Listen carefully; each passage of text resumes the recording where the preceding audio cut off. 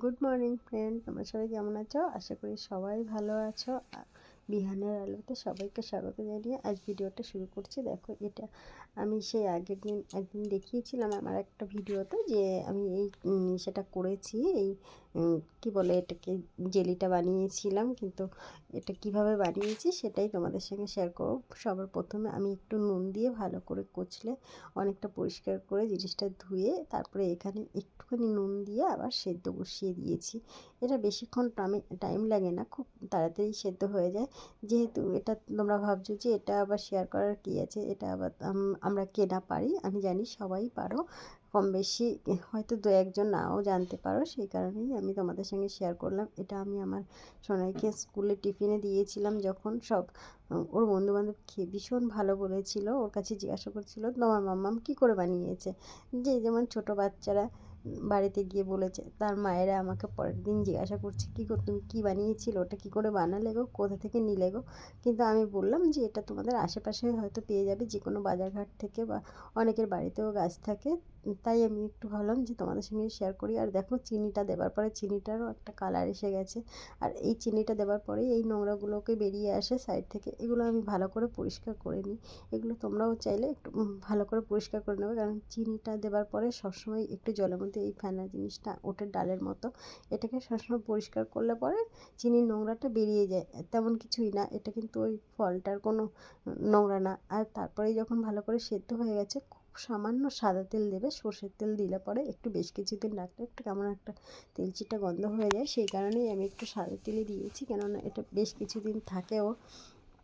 আর যদি তোমরা ফ্রিজে রাখো তো অনেক দিন থাকবে। আর রোদে দিলে পরে কিন্তু একটুখানি ভিনিগার দিয়ে দিও, তাতে আরও বেশি দিন তুমি বাইরেও রাখতে পারবে। আমি ভিনিগারটা দিইনি। আর দেখো, তারপরেই আমি এটা ফোড়ন দিয়েছি, একটা শুকনো লঙ্কা দিয়েছি, জাস্ট শুকনো লঙ্কাটা দিয়েছি, আর কিছুই দিইনি আমি ফোড়নে, কেন কি শুকনো লঙ্কার জন্য একটা সুন্দর একটা গন্ধ আসে, সেই কারণেই দিয়েছি। আর এই দেখো কালারটা দেখেছো কত সুন্দর এসছে।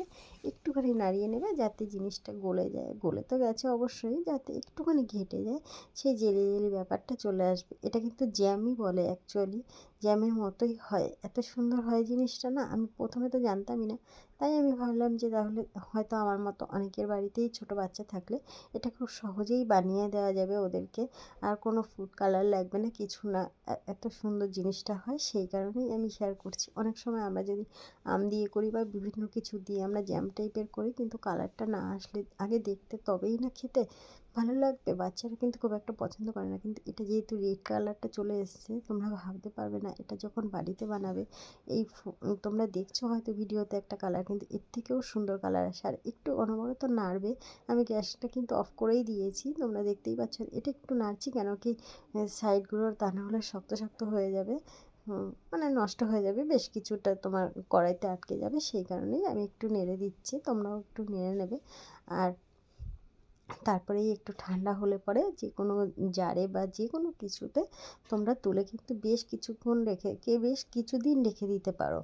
আর রোদে দিয়েও রাখতে পারো, ফ্রিজেও রাখতে পারো। আর অবশ্যই যদি বাইরে রাখার চেষ্টা করো, একটুখানি জাস্ট ভিনিগার দিয়ে দিও 2 ফোঁটা, তাহলে অনেক দিন থাকবে। আর দেখো, এটা যত জমে যাবে না, ততই জিনিসটা একদম পুরো জ্যামের মতো হয়ে যাবে।